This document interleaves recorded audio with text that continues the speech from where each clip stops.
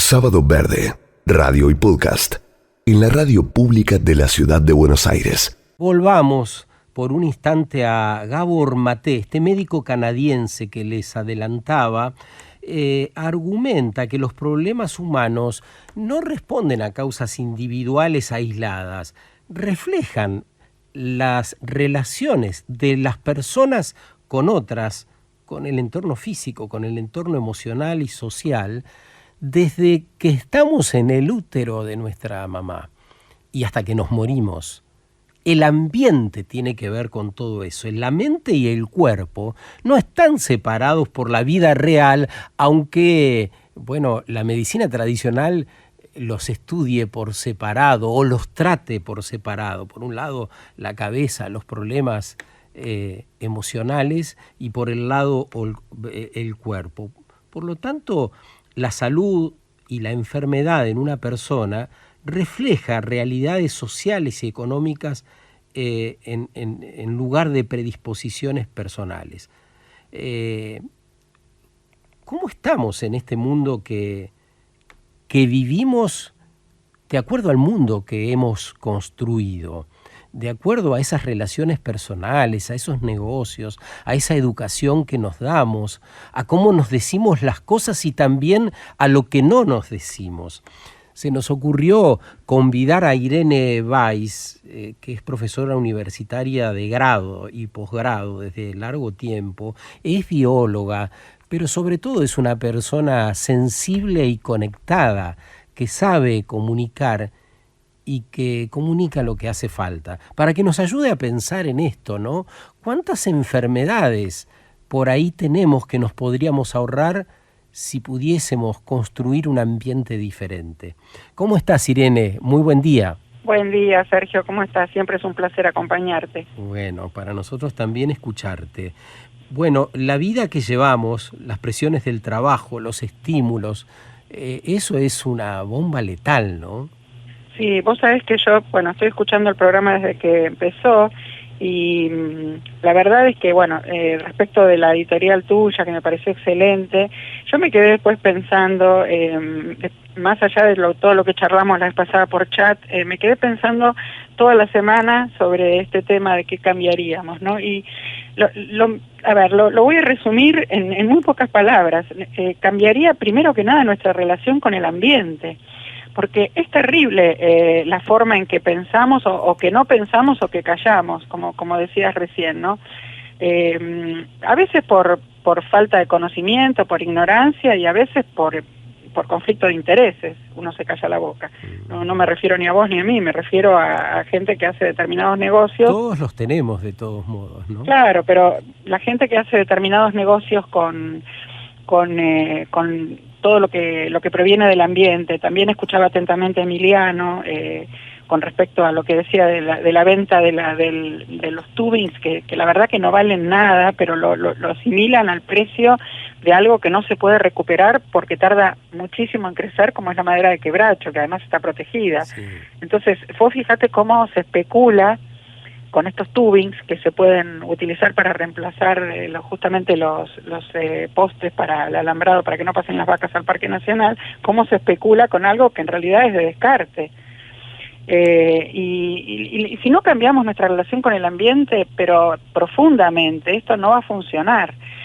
Yo, con todo respeto a una de las personas que recién te dejó un mensaje, que ustedes pasan a veces los mensajes que la gente deja grabados, que decía pensar en el papelito que uno tira en la calle. Vos sabés que ese es el gran problema. Mucha gente cree que solamente los temas ambientales pasan por levantar el papelito, ponerlo en un tacho o plantar un arbolito, no importa que sea exótico, ¿viste? Sin pensar en qué especie estamos sembrando. Y no pasa todo por ahí, al contrario, la cuestión es mucho más profunda. Todos lo sabemos, vos, yo, todos los que estamos en estos temas, pero la mayor parte de la gente no. Sí, o sea, pareciera insuficiente todo lo que estamos haciendo, ¿no? Es que no se puede pensar que solo con tirar el papelito, la gente después no piensa qué pasa después con ese papelito una vez que uno lo tira a la basura. ¿A dónde va la basura? Que no separamos, ¿no? ¿Y qué problemas ambientales trae? O sea, mira, el 95% de los grandes problemas ambientales son por falta de conocimiento y se podrían haber previsto. Yo estaba leyendo, es increíble ese porcentaje. O sea, si uno realmente se pone a estudiar cómo es nuestra relación con la naturaleza, podemos prevenir un montón de cosas. Lo que pasa es que en este estado de la situación, cómo está el mundo en este momento, volver atrás es difícil, pero no es imposible. Hay que empezar a pensar, a reflexionar distinto. Es distinta esa relación con el ambiente. ¿Y se puede, teniendo en cuenta todo esto que venimos diciendo, establecer alguna diferencia con el mundo del resto de los animales? Pensaba, todos los animales que viven en el reino de los océanos, que si bien, como sabemos, están rodeados de plásticos y otras cosas que los humanos vamos tirando a los mares, a los cursos de agua, no tienen o se ahorran muchos de estos impactos que los humanos sufrimos en las ciudades, por ejemplo.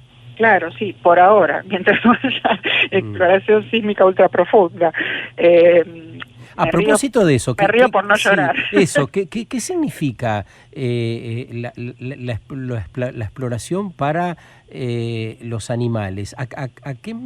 ¿En qué espacio puede afectar a los animales? Bueno, vos pensás que justamente donde se va a hacer, si bien es cierto que hay otras plataformas y hubo otras exploraciones previas, acá en la plataforma continental nuestra, el tema es que siempre se hizo en aguas someras, en aguas poco profundas para extraer gas. Entonces, ahora lo que se pretende hacer es una exploración ultra profunda, por eso justamente se le agrega ese adjetivo, que es entre 1.700 y 3.800 metros aproximadamente. Vos imaginate el calibre del aire comprimido, de las bombas de aire comprimido que hay que mandar desde un buque para que impacte en ese fondo tan profundo, para que después se pueda revelar con la onda acústica, ¿no es cierto? Que los geofísicos después hacen el mapa de lo que hay en ese lecho oceánico para que se pueda revelar si hay petróleo, si hay gas o lo que fuere, ¿no? Qué tipo de fondo es. Eso se recoge con unos sensores que tienen los barcos atrás cuando van navegando, esos barcos especiales como velo de novia, ¿no? Entonces vos pensás que no es solamente mirar desde el barco a ver dónde está la ballenita que pasa. Son muchos kilómetros cúbicos de vibraciones, a cientos de kilómetros que impactan los mamíferos marinos, sobre todo los cetáceos. Ahí tenemos la ballena franca austral, que es monumento natural protegido.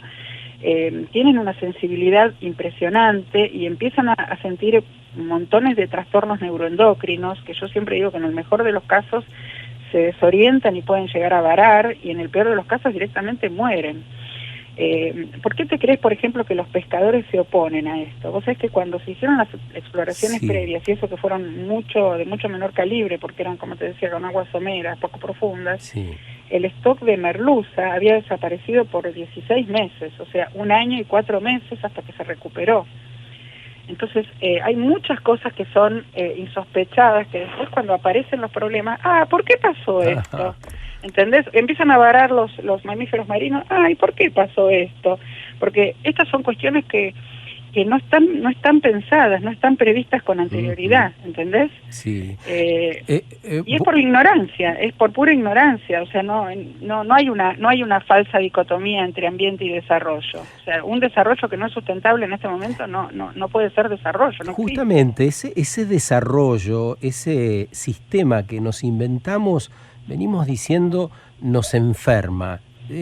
Sigamos pensando en el mar. Una ballena debe tener muchas menos enfermedades que los humanos acá, a pesar de todo esto que vos estás relatando, y retomemos esa parte, porque nos fuimos para el lado de explicar una explicación interesante. Bueno, vos me preguntaste. Claro, no, por eso, muy interesante, por eso decía, pero volvamos a esto. Los animales padecen muchas menos enfermedades que los humanos. En el caso del mar, me decís, mira, en Suponte, el caso sí, o lo que quieras, el ejemplo que vos decís.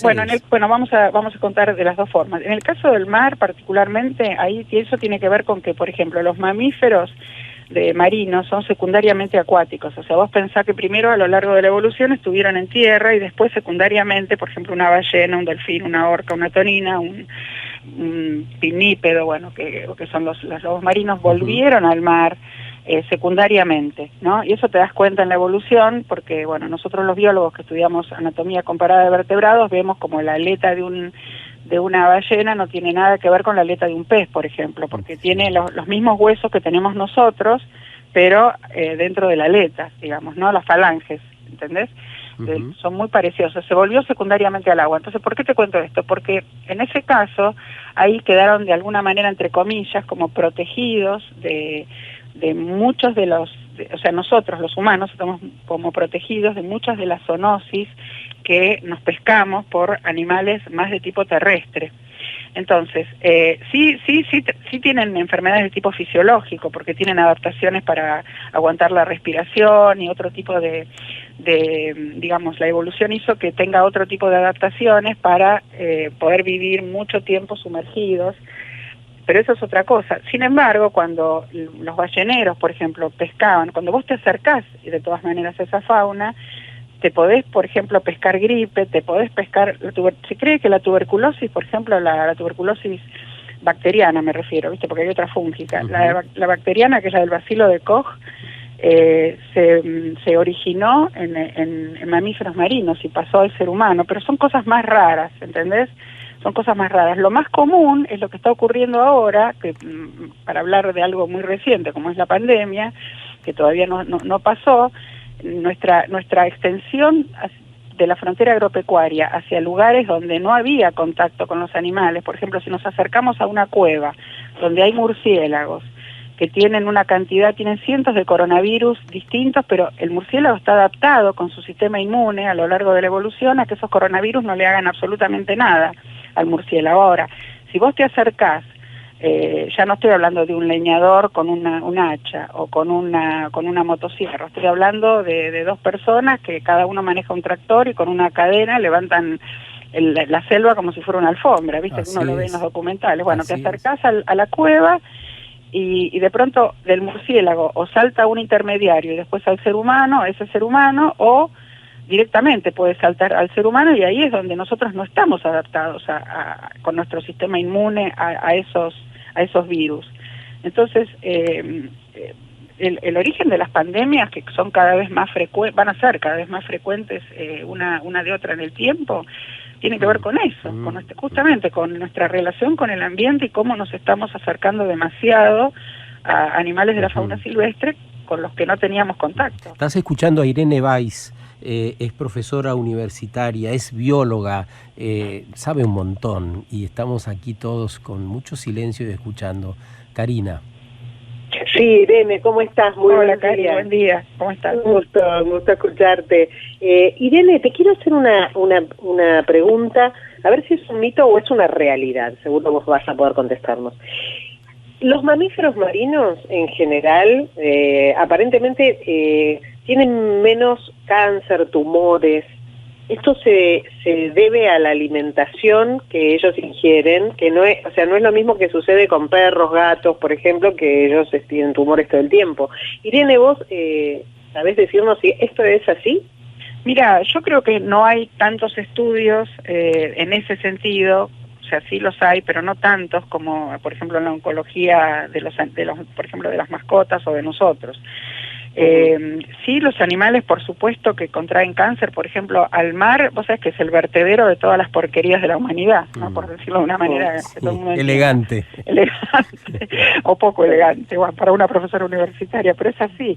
O sea, si van llegando, por ejemplo, productos que ya están prohibidos, pero que tienen una gran resistencia en el ambiente, por ejemplo, todo lo derivado del petróleo, como los bifenilos policlorados, el DDT, el paratión, o sea, por ejemplo, el DDT es un organoclorado que, si bien, vos fíjate cómo van cambiando las cosas. En el año 48 a un suizo que se llamaba Müller le dieron el Nobel por descubrir el DDT como la octava maravilla, porque había, digamos, controlado al mosquito vector de la fiebre amarilla, que es un virus que transmite el mosquito, ¿no? Entonces, en ese momento no se sabía en realidad que el DDT, además de ser bioacumulable en los seres vivos, es lo que se llama biomagnificable, o sea, sube por las cadenas alimentarias porque es liposoluble, o sea, se acumulan las grasas, no en la orina o en la materia fecal, o sea que vos no lo podés eliminar, queda en el cuerpo.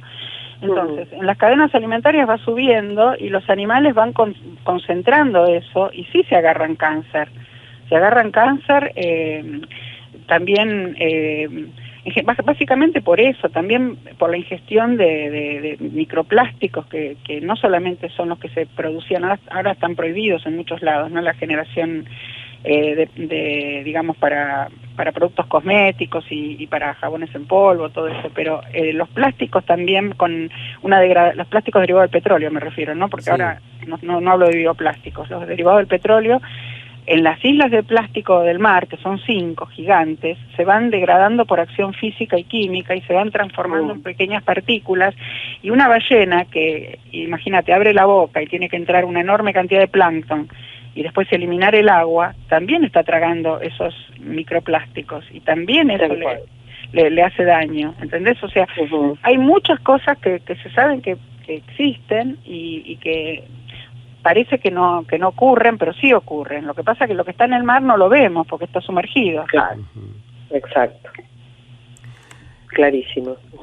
Bueno, lo cierto es que nosotros tenemos que tratar, escuchando y haciendo alguna síntesis de lo que decís, de modificar lo menos posible el ambiente. Ya se ha modificado bastante con nuestra infraestructura. Viste que hablamos mucho de la infraestructura, de los puentes, las calles, solemos hablar de eso, sin atender esa infraestructura dada, que vamos dejando que se degrade, ¿no? No sé, el caso de los humedales entre nosotros está bien presente. Hay que atender la infraestructura dada, ¿no? Tal cual, sí, y además volver a pensar justamente en una economía circular. Lo que justamente mencionaba Emiliano hace un rato es usar los tubings en lugar de quebracho para los postes. Claro. Eso es economía circular, es usar algo que se desecha y se puede reutilizar.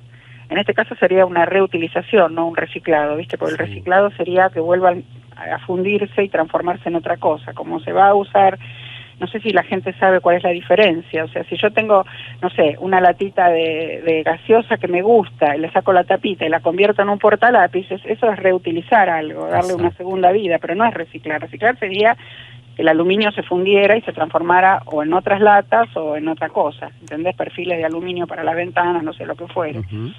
Entonces, la reutilización de materiales, en este caso, sería fundamental, y no estar lucrando con que eso que realmente tiene un valor de pocos pesos, ahora que se piensa que se puede reemplazar un producto que es caro no solamente para el bolsillo, es caro para el ambiente, como sería talar un quebracho, entonces el precio sube. Con la demanda, ¿viste? La oferta baja y el precio sube, o sea, dejar de especular tanto con eso, porque si no, esto no se va a resolver. Yo sé que estoy pidiendo una utopía, pero es un cambio, es un switch, ¿viste? Es un cambio de mentalidad, inclusive también te estaba escuchando yo, no sé, será mi defecto profesional de bióloga, que uno observa, escucha y trata de analizar todo, no parezco una filósofa, pero por ejemplo, los psicólogos recién, cuando vos mencionabas la relación con el entorno social y emocional, también con el entorno natural, porque ese bebé que se está gestando depende mucho de la madre y de dónde está la madre y en qué ambiente está esa madre.